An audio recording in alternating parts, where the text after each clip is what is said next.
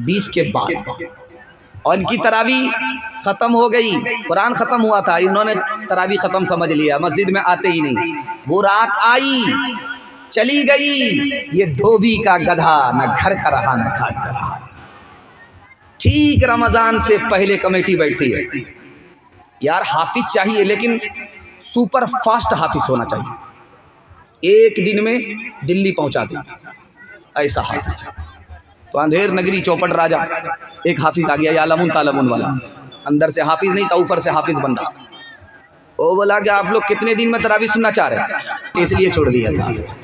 तोहफा ये मुसलमान को, तोहफा ये मुसलमान को, रमज़ान मुबारक हो।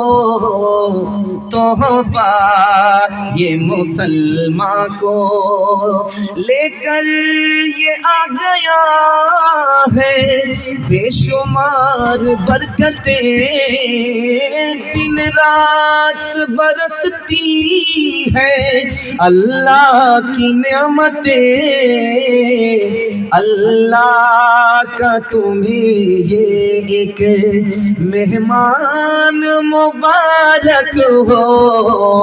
तोहफा ये मुसलमान को कर लूं मैं ज़ुबार, नजरों की हिफाजत कर लूं मैं इबादत, और कुरान की तिलावत। पढ़ते हैं तरावी हम, पढ़ते हैं तरावी हम, पढ़ते हैं तरावी हम, कुरान मुबारक हो। तोहफा ये मुसलमान को। इंशाअल्लाह चांद से तरावी शुरू करेंगे, चांद पर तरावी ख़त्म करेंगे, हाथ उठाइए इंशाअल्लाह। 20 दिन में ज़रूरी मजबूरी में छुट्टी करके बैठ जाएंगे, हाथ उठाइए इंशाअल्लाह। है रमज़ान में कौन लोग रोज़ा रखेंगे, कौन लोग रोज़ा नहीं रखेंगे, ये चोरी आपको पकड़ाने के लिए जा रहा हूँ। ठीक रमज़ान ख़त्म होने से पहले एक पोटली दवाई लेकर के टेबल में रख लिया है, झटाझट पानी, झटाझट चाय, हुक्के का बहाना, दिल का धुआं, बीड़ी फूक रहे हैं। अब इधर से समझी आए, अल्लाह आप रोज़ा नहीं रखते, क्या कीजिएगा, देखिए ना ये दवाई है, शुगर अलग है, प्रेशर अलग है, ये अलग है, वो अलग है। ये सारा धोखा दुनिया से चलेगा, अल्लाह से नहीं चलेगा। वो तो दिलों का हाल भी जानता है। काले पहाड़ में काली रात में अगर चूटी चलती है तो उसकी आवाज़ ही नहीं, उसकी आहट को भी खुदा जानता है। और जानते हैं ठीक रमज़ान से पहले अपने ख्याल को जाहिर कर रहे हैं दूसरे से, यार रोज़ा तो रख लेते, लेकिन सर्दी का रोज़ा होता तो रख लेते, ये गर्मी का रोज़ा है, 15-15 घंटे का होगा, हमारे बाप से नहीं होगा। इंसाफ से बताइए, रोज़ा रखना अगर मुश्किल काम होता तो 7 साल का बच्चा कैसे रोज़ा रख लेता है, 7 साल की बच्ची कैसे रोज़ा रख लेती है। और सच्चाई ये है कि आप सहरी खा करके रोज़ा रखे हुए हैं, 10 बजे दिन तक आपके पेट में दाना है, पानी है, आपको भूख नहीं लग रही है, प्यास नहीं लग रही है, और उसके बाद आपने नहा लिया तो पूरा बदन ठंडा हो गया। 12 बजे तक आपको भूख प्यास नहीं लगी, उसके बाद काम धंधा करके आप सो गए, आँख खुली, जोहर का वक्त हो गया, अब आपको भूख लग रही है, प्यास लग रही है। अल्लाह के बंदे कितनी देर का रोज़ा है, एक झटके में पास हो जाएगा। हिम्मत के साथ खुदा है, हिम्मत हारने पर खुदा भी साथ में। एक आदमी रोज़ा रखने में आपको इतना मज़ा आएगा, मैं एक लाइन में नमूना सुनाने के लिए जा रहा हूँ, आपको रोज़ा रखने में बहुत मज़ा आएगा। नमाज अल्लाह के लिए, ज़कात अल्लाह के लिए, हज अल्लाह के लिए, लेकिन अल्लाह ने सिर्फ रोज़े के बारे में फरमाया, रोज़ा मेरे लिए। मैं बता रहा हूँ, आपका दिल बहुत मजबूत हो।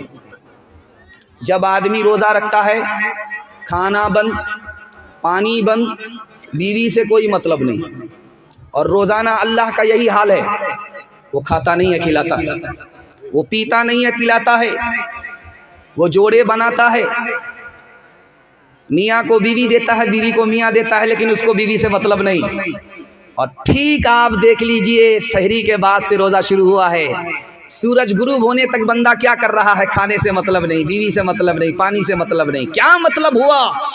रोज़े की हालत में खुदा का बंदा खुदा की नकल उतारता है, इसलिए खुदा कहता है रोज़ा मेरे लिए है।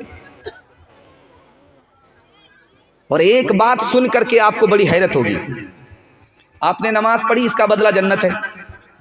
आपने हज किया, इसका बदला जन्नत है। आपने ज़कात दिया, इसका बदला जन्नत है। रोज़े का बदला क्या है? तो हदीस में आता है कि रोज़े का बदला जन्नत देने वाला खुद खुदा है।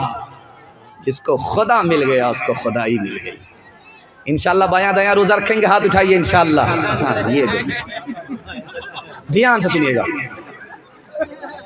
ठीक 20 रमज़ान पर एतकाफ में एक आदमी मिलता है, बस पूरी मस्जिद, इतनी बड़ी मस्जिद में एतकाफ के लिए एक ही आदमी मिलता है।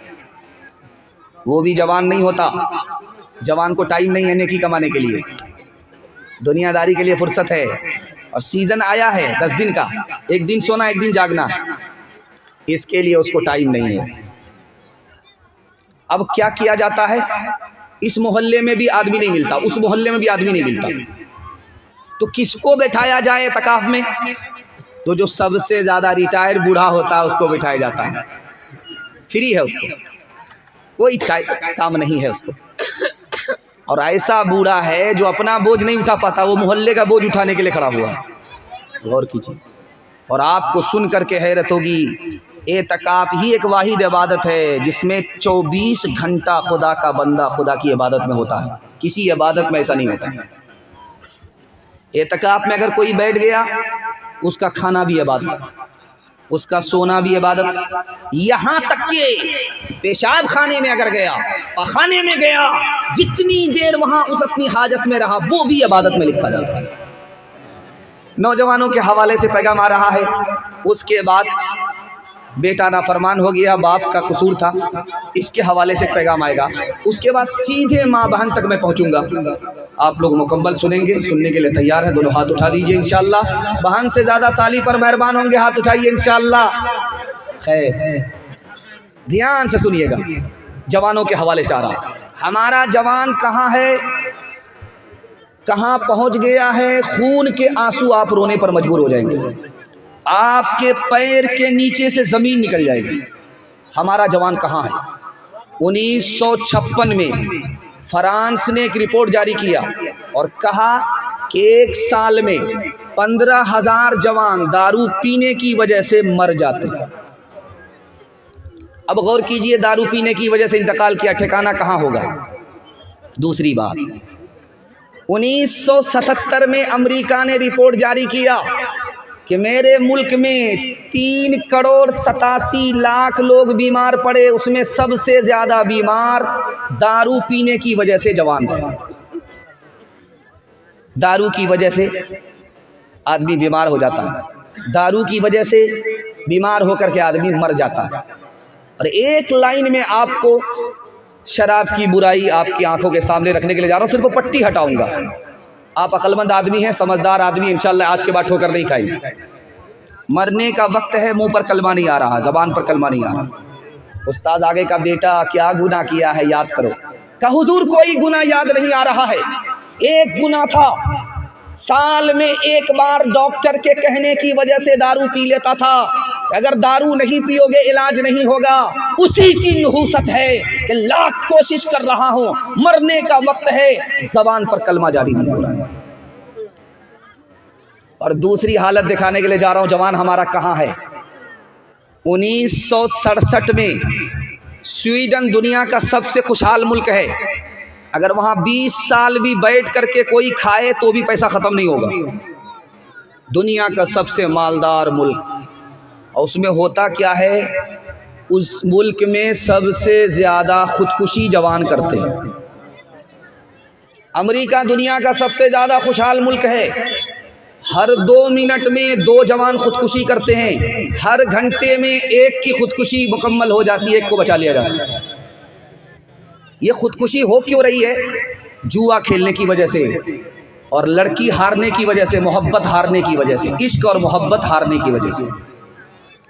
एक जवान का रिकॉर्ड था, 19 घंटा जुआ खेलता रहा, 19 घंटा, 75 लाख रुपए हार गया।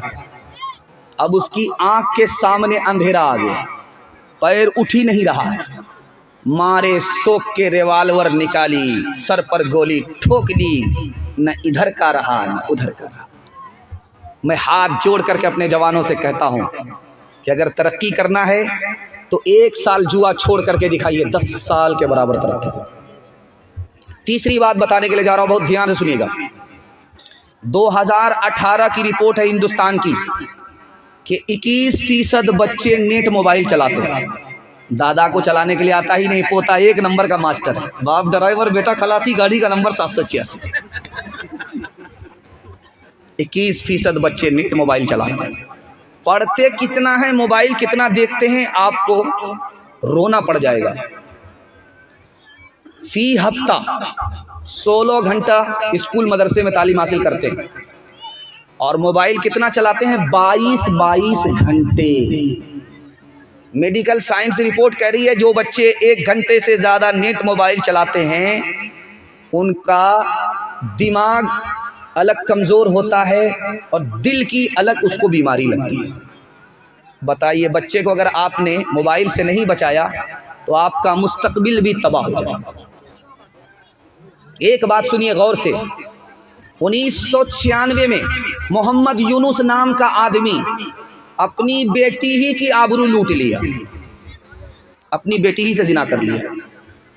तो उसकी बीवी आई इंटरव्यू देने के लिए, उससे पूछा कि तुम्हारा शौहर तुम्हारी सगी बेटी की आबरू लूट लिया, अपनी बेटी की आबरू लूट लिया, कैसे? का फिल्म देखता था, गंदी फिल्म देखता था, सर पर शैतान सवार हुआ, अपनी बेटी ही के आबरू पर हाथ डाल। तीसरा नमूना दिखाने के लिए जा रहा हूं, हमारा जवान क्यों बर्बाद है। इल्म में पीछे, हुनर में पीछे। अक़वाम मुत्तहिदा की रिपोर्ट है 1984 की कि पूरी दुनिया में 150 करोड़ लोग जाहिल हैं और सबसे ज़्यादा किस मुल्क में जाहिल हैं? कौन लोग जाहिल हैं? तो सबसे ज़्यादा हिंदुस्तान में लोग जाहिल हैं। और हिंदुस्तान में कौन लोग ज़्यादा जाहिल हैं? मुसलमान। 62% मर्द जाहिल हैं, 72% औरत जाहिल। इसलिए मुसलमान पीछे। अभी हज़रत मुफ्ती साहब सर सैयद अहमद ख़ान साहब रहमतुल्लाह अलैह के हवाले से सुना रहे थे।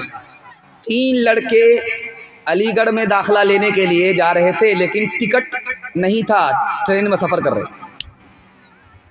एक बूढ़ा का रिजर्वेशन था, तो बूढ़े को डरा रहे, ओ बड़े मियाँ पैर समेट करके बैठो, हमको पहचानते नहीं हो, हम कौन हैं? अहमद असरार हैं। दूसरा बोलता, ओ बड़े मियाँ समझ में बात नहीं आ रही है, क्या कहा? हमको नहीं जानते, हम कौन हैं? हबीब मुख्तार। अल्लाह। तीसरा बोला कि हमको भी पहचान लो, मेरा नाम सैयदुल अबरार है। अब बूढ़ा क्या, वो पैर फैला करके बैठे, झट से पैर समेट करके बैठ गए कि बाप रे, कहाँ ये 3 पहलवान, कहाँ ये सूखी लकड़ी, कहाँ मुकाबला होगा। बूढ़े का टिकट था और जवान का टिकट नहीं था, और दादागिरी से जा रहे थे अलीगढ़ यूनिवर्सिटी दाखिला लेने के लिए। उस बूढ़े ने उन नौजवानों से पूछा, कहाँ जा रहे हो? क्या हुजूर दाखिला लेने के लिए जा रहे हैं? अच्छा कहाँ? का अलीगढ़ यूनिवर्सिटी। इत्तेफाक से वो बूढ़ा उसी का वाइस चांसलर था। अल्लाह अल्लाह अल्लाह। अब बूढ़े को पावर आया, क्या नाम बताया था? अहमद असरार। क्या नाम बताया? हबीब मुख्तार। क्या नाम बताया? सैयदुल अबरार। अरे मेरा नाम भी तो पूछो कि मैं कौन हूँ। अब इन लोगों के कान खड़े हुए, सूखी लकड़ी में कहाँ से जान पैदा होगी। कहा कि चाचा आप बता दीजिए आपका नाम क्या है? कहा मैं परवरदिगार हूँ। यूनिवर्सिटी पहुँचो, बाप से भेंट हो जाए। वो बातें जिनसे कौमें हो रही है नामवर सीखो, उठो तहजीब सीखो, सनअतें सीखो, हुनर सीखो, बढ़ाओ तजर्बे अतराफ दुनिया में सफ़र सीखो, खवासे खुश को तर सीखो, उलूमे बहरोबर सीखो। खुदा के वास्ते ऐ नौजवानों होश में आओ, दिलों में अपनी गैरत को जगा दो, जोश में आओ, दिलों में अपनी गैरत को जगा दो, जोश में आओ। खिलाने पिलाने में आगे रहेंगे।